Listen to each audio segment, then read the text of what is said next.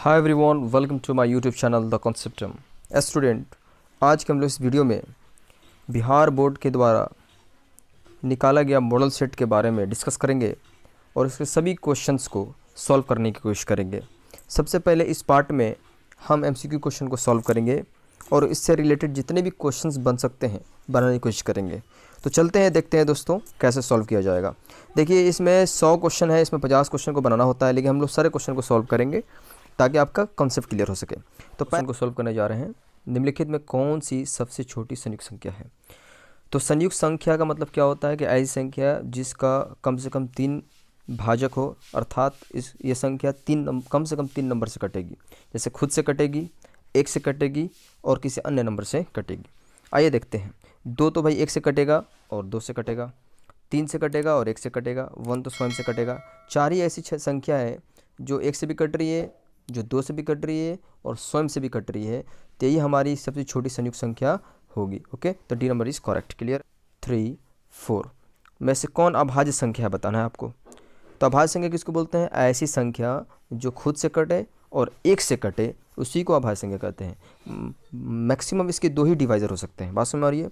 तो देखो, 1 तो 1 से कट रहा है, कोई अदर नंबर से नहीं कट रहा है। 2 खुद से कट रहा है और स्वयं से कट रहा है। 3 भी खुद से कट रहा है, स्वयं से कट रहा है। 4 क्या हो रहा है जी? 4 खुद से कट रहा है, स्वयं से भी कट रहा है, किसी अन्य नंबर से भी कट रहा है। ठीक है जी, 2 नंबर से कट रहा है। तो ये इसमें 2 और जो 3 है वो अभाज्य संख्या है। क्या जी? 2 और 3 क्या है? अभाज्य संख्या है। ठीक है, ओके। अगर कोई आपसे पूछ देगा सबसे छोटा अभाज्य संख्या बताइए, तो बताइएगा 2। क्या बताइएगा? 2। ओके, ये कॉन्सेप्ट क्लियर हो गया। आइए क्वेश्चन नंबर 2 पे देखते हैं। क्वेश्चन नंबर 2 क्या कह रहा है कि पाई है। पाई एक अपरिमेय संख्या है, पाई एक परिमेय संख्या है, पाई एक पूर्णांक संख्या है, इनमें से कोई नहीं। तो दोस्तों, पाई जो है एक अपरिमेय संख्या है। ठीक है, पाई एक अपरिमेय संख्या होगा, लेकिन इसका जब एक्सपेंशन किया जाएगा, पाई की जो वैल्यू होती है लगभग में 22/7 आती है। कितनी आती है भाई? 22/7 आती है। मतलब कोई पूछेगा पाई का वैल्यू कितना होता है, तो आप बोल सकते हैं 22/7 लगभग में। ठीक है जी, लेकिन देखिए, अगर आप डायरेक्ट बोलेंगे पाई बराबर 22/7, तो समझिएगा पाई क्या है? एक अपरिमेय संख्या है और 22/7 एक परिमेय संख्या है। अपरिमेय और परिमेय कभी बराबर नहीं हो सकते हैं, इसलिए पाई की जो वैल्यू होगी 22/7 मान लिया जाता है, ले लिया जाता है इस्तेमाल करने में। ठीक है जी, लेकिन एग्जैक्ट कोई वैल्यू पूछे, बताओ पाई का मान 22/7 होता है, तो बोलिएगा नो, पाई का वैल्यू 22/7 नहीं होता है। पाई के वैल्यू क्या होता है?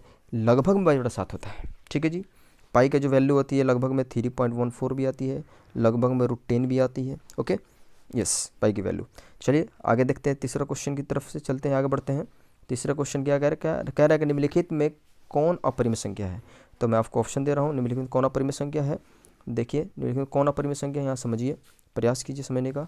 तो भाई दिया है कि √3/4। कौन अपरिमेय संख्या पूछा है, परिमेय नहीं पूछा है। तो देखिए यहाँ पर मैं इसको लिख सकता हूँ 3/12 लिख सकता हूँ कि नहीं? इसको काटूंगा तो कितना होगा? बचेगा √1/4 आ जाएगा, और 1/4 का वर्गमूल 1/2 होता है, तो परिमेय संख्या हो गया। p/q के रूप में होने वाली संख्या को परिमेय संख्या कहा जाता है, ऑब्वियस सी बात है। आइए इसको भी चेक करते हैं। बी नंबर में दिया है 2/10, इसको काटेंगे तो कितना होगा? √1/5। इसका मतलब 1/5 फंस गया। इसका मतलब जो रूट में फंस जाता है, वेरी आप समझते हैं, तो एक अपरिमेय संख्या हो जाएगा। इसका मतलब हमारा ये अपरिमेय संख्या होगा। ठीक है जी, मतलब तीसरा नंबर क्वेश्चन का जो आंसर है बी नंबर। आइए क्वेश्चन नंबर 4 देखते हैं। क्वेश्चन नंबर 4 देखते हैं। क्वेश्चन नंबर 4 देखिए, क्वेश्चन नंबर 4 दिया है, क्या क्वेश्चन दिया है? 4, 2 संख्याओं के लस तथा मस बराबर होते हैं। किसी भी 2 संख्या ले लिया जाए, उसका लस और मस कब बराबर होंगे? जब वो बराबर संख्या होंगी तब। जैसे मान लीजिए मैं दे दूं 4 एक संख्या है, एक और ये 4 संख्या है, 2 संख्या हो गया। अब इन दोनों संख्या का बताइए एलसीएम बताइए, तो इनका एलसीएम भी क्या आएगा? 4 आएगा, और इनका एससी भी निकालेंगे तो 4 आएगा। इसका मतलब बराबर संख्याओं का लस और मस क्या होता है? समान होता है। तो 4 का आंसर जो होगा वो बी होगा, इस करेक्ट। क्लियर।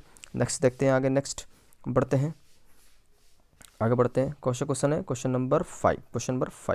क्वेश्चन 5 देखिए, कह रहा है कि 0.29 रेकरिंग का इसको परिमेय संख्या के फॉर्म में बदल लिया। तो देखिए, इस तरह जब भी क्वेश्चन आएगा ना, कि देखिए 0 पॉइंट के बाद डायरेक्ट अंक आया, तो कुछ नहीं करना है, जितना अंक है उसको ऊपर लिख दीजिए, और देख लीजिए पॉइंट के बाद कितना अंक है, 1 2 या 16 99 लगा दीजिए, 99। ठीक है, ओके।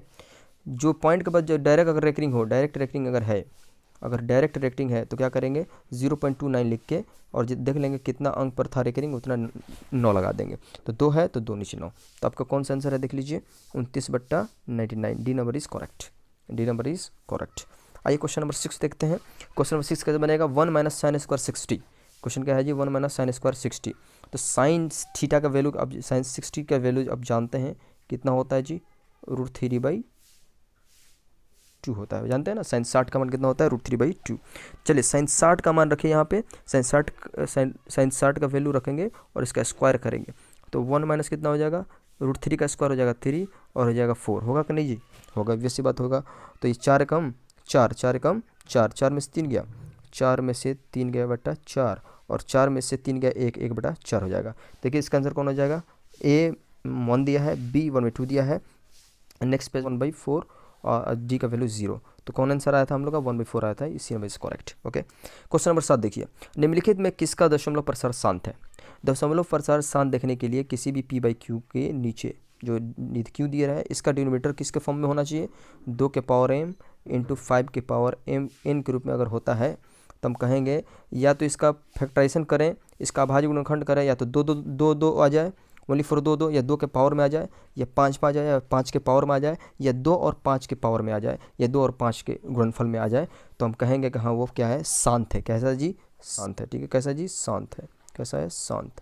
आइए देखते हैं, चेक करते हैं। देखिए 7/40, 7/40 बस नीचे वाले को तोड़ने का मतलब है। तो 40 को अगर तोड़ते हैं तो देखिएगा 2 गुणे 2 गुणे 2 गुणे 2 गुणे कितना हो जाएगा छोटू, 8×5 = 40 होता है कि नहीं, 8×5 = 40 होता है। तो 2 दूना 4, 4 दूना 8, 8×40 हो गया। तो देखिए तो ये या तो 2 के फॉर्म में, ये 2 दूना 4, 4 दूना 8, 8×40 आ रहा है कि नहीं। तो ये तो 2 आ गया, 5 आ गया, तो हम बोलेंगे ये क्या है जी, ये हमारा जो 7 का ए नंबर इज करेक्ट है, ए नंबर इज करेक्ट है। बात समझ में आ रही है। देखते हैं नेक्स्ट क्वेश्चन, देखते हैं निम्नलिखित में किसका दशमलव प्रसार अशांत है। अभी बताया था अशांत, अगर 2 के पावर m इंटू 5 के पावर n के रूप में अगर ना हो तो बोलेंगे अशांत है। जैसे यहाँ देखिए 5/8, 8 को तोड़ेंगे तो 2 गुणे 2 गुणे 2 आएगा, 15 को तोड़ेंगे तो 3 गुणे 5 आ गया, क्या आएगा भाई, 15 को तोड़ेंगे नीचे में देखेंगे, नीचे हमको नीचे से देखने से मतलब नीचे है ना, तो 3 गुणे 15। तो देखिए हम क्या बोले थे आपको, या तो ओनली फॉर 2 आ जाए, या 5 आ जाए, या 2 और 5 के रूप में आ जाए, उसके अलावा कोई भी अगर नंबर आता है तो वो अशांत हो जाता है। क्या होता है बच्चे, अशांत हो जाता है। तो 6 बट्टा हमारा जो 15 वो क्या है, अशांत है। हमको वो नीचे से देखना है, मुझे ऊपर से मुझे मतलब नहीं है। तो हमारा आंसर जो होगा वो बी नंबर इज करेक्ट। चलिए नेक्स्ट क्वेश्चन 9 नंबर देखते हैं। 400 का अभाज्य गुणनखंड में 5 का घातांक बताइए, 5 का घातांक। तो 400 को तोड़ दीजिए, तो 4 गुणे 5 का बताना है, तो 4 गुणे 100, तो 100 देख लिए 100 है ना, तो मैं 100 को कैसे लिख सकता हूँ, 2 गुणे 5 गुणे 5 गुणे 2 कर सकता हूँ कि नहीं, 25 के 100 होता है। इसका मतलब 5 का जो पावर, 5 के जो घात आएगा कितना आएगा, 2 आएगा। तो 5 के घात का 2 का आंसर जो हो गया, 9 का आंसर 2 हो गया। मतलब पहला 9 का आंसर जो हो गया ए नंबर हो गया, फर्स्ट नंबर हो गया। नेक्स्ट देखते हैं 10 नंबर क्वेश्चन, बहुत अच्छा क्वेश्चन है, समझने का प्रयास एकदम ईजी, खाली तो आपको बस थोड़ा सा मूव ऑन कर दिया है, थोड़ा घुमा दिया है, कुछ नहीं। देखो मसा कह रहा है ना कि SCF 130 और 15 का, तो पहले SCF 130 और 15 का निकालोगे तो 1 आएगा, कितना आएगा जी, 1 आएगा, कितना आएगा 1। ठीक है, SCF 130 और 15 का अब निकालेंगे तो 1 आएगा, कितना आएगा 1। ठीक, अब हम देखो कि यहाँ पूछा है कि SCF ऑफ x, y, तो x, y इसके अंदर चारों के अंदर क्या क्या डालेंगे, इसका मतलब x और y पूछना चाह रहा है कि इसका जब SCF 130 और 15 का आया 1 आया है, इसका मतलब इसका भी SCF 130 का अगर 1 आया है तो SCF x, y का भी 1 आएगा। तो इसमें x और y के जगह कौन सा वैल्यू डालें ताकि इसका वैल्यू इसका SCF 1 आ जाए। तो देखो 15 और 10 का निकालेंगे तो 3 गुणे 5 और 2 गुणे 5, 5 कॉमन आता है तो एलसीएम हो जाता है। एलसीएम निकालते कैसे हैं, 15 को तोड़ेंगे तो 5 गुणे कितना आएगा जी, 3 आएगा। और अगर हम 10 का निकालेंगे तो कितना होगा, 5 गुणे 2 आएगा ना जी। तो जो कॉमन होता है वही तो हमारा SCF होता है। ठीक है जी, हमको तो 1 SCF चाहिए, तो ये तो होगा नहीं, ये तो 8 और 2 का, इसमें 2 कॉमन है, 15 और 8 का कॉमन 1 है, तो जिसका कॉमन 1 होता है वही तो SCF होगा। तो इसका आंसर कितना होगा जी, C number is correct. Students फिर अब देखें नेक्स्ट क्वेश्चन रूट 125 का परिमेकरण गुणांक है। परिमेकरण गुणांक मतलब होता है कि ऐसी चीज़ें, ऐसा नंबर जिसको गुणा करने पर हमें परिमेय संख्या मिले। मान लीजिए रूट 5 है, रूट 5 का परिमेय गुणांक क्या होगा, तो उसी रूट 5 से गुणा कर देंगे तो हमें परिमेय संख्या निकल जाएगी, 5 पे निकल जाएगी। निकलेगी कि नहीं? ऑब्वियस सी बात निकलेगी, ऑब्वियस बात निकलेगी। तो निकलेगी तो हम क्या करेंगे जी जनाब, आगे देखते हैं। तो इसका मतलब ये हुआ कि इसमें रूट 125 है और 125 का हम निकालेंगे तो हो जाएगा 5√2, क्योंकि 5 गुणे 25 हो जाएगा। तो इसमें अगर मैं रूट 5 से गुणा कर दूँ, रूट 5 से मैं गुणा कर दूँ तो कितना हो जाएगा, 5 इक्वल टू हो जाएगा रूट 5 में रूट 5 जो 5 हो जाएगा। इसका मतलब यहाँ पर जो परिमेय गुणांक जो है वो हमारा रूट 5 है। C number is correct, C number is correct. Next question आगे की तरफ देखते हैं। नेक्स्ट क्वेश्चन 12 नंबर क्वेश्चन देखिए। 12 नंबर क्वेश्चन कहता है निम्नलिखित में कौन सा युग्म सअभाज्य है। सअभाज्य का मतलब होता है को प्राइम नंबर। को प्राइम नंबर होता है ऐसे नंबर जिनका HCF 1 आता है, जिनका HCF, वैसे दो नंबर जिनका HCF क्या होता है 1 आता है। तो देखिए 9 और 16, तो ये सम संख्या है, विषम संख्या है। सम और विषम संख्या में हमेशा HCF 1 आएगा। इसका मतलब हमारा सअभाज्य संख्या हमारा मिल गया, A number is correct, A number is correct. 15-20 में 5 हमारा कॉमन आ जा रहा है। 81 में 21 आ जा रहा है। 21 और 84 में 13 में आ जा रहा है। तो हमारा जिसमें HCF जिसका 1 होता है, जिस दो नंबर का HCF 1 होता है उसको सअभाज्य संख्या कहते हैं। चलिए देखते हैं नेक्स्ट क्वेश्चन। 13 नंबर क्वेश्चन है, देखिए रैखिक बहुपद में शून्यकों की संख्या होती है। रैखिक बहुपद में शून्यकों की संख्या होती है। देखिए लीनियर बहुपद है, लीनियर मतलब जिसका पावर 1 हो, ऐसा बहुपद जिसका पावर 1 होता है उसको रैखिक बहुपद कहते हैं। और याद रखिएगा जिस पोलिनोमियल का जितना पावर होता है, जितना पावर होता है उतनी उसके शून्यक उतनी होते हैं। तो अगर लीनियर है, अगर इसका पावर 1 है तो इसका मतलब इसका शून्यक भी क्या होगा, 1 होगा। C number is correct. आगे क्वेश्चन, बहुपद x-1 का शून्यक है। शून्यक निकालने के लिए सबसे पहले उस बहुपद को 0 करते हैं। क्या करते हैं बच्चे, 0 करते हैं। तो x की जो वैल्यू आएगी 1 आएगी। कितनी आएगी, 1। तो x की वैल्यू कितनी होगी, 1। तो इसका मतलब x का जो मान आया 1 आया। 14 का मान, 14 की जो वैल्यू हो गई ऑप्शन 1 हो गया। ठीक है जी। नेक्स्ट क्वेश्चन की तरफ आगे बढ़ते हैं। नेक्स्ट क्वेश्चन की तरफ आगे बढ़ते हैं।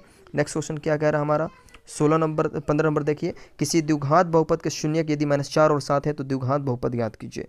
तो द्विघात बहुपद ज्ञात करने के लिए एक फॉर्मूला होता है, x² minus alpha plus beta into x plus alpha into हो जाएगा। तो फार्मूला रखते हैं, x² और अल्फा प्लस बीटा जोड़िए तो -4 और +7 जोड़ेंगे तो कितना होगा, +3 आएगा। तो हो जाएगा यहाँ पर -3x plus alpha into beta गुणा कीजिए, 7 चुका 28, 7 चुका 28, माइनस में आएगा तो माइनस कर दीजिए। आई एम सॉरी, माइनस कर देता हूँ, ठीक है। माइनस हो जाएगा आपका 28। It is your quadratic equation. ये आपका द्विघात बहुपद हो गया, ये द्विघात बहुपद हो गया। x² -3x -28। C number is correct, C number is correct. तो स्टूडेंट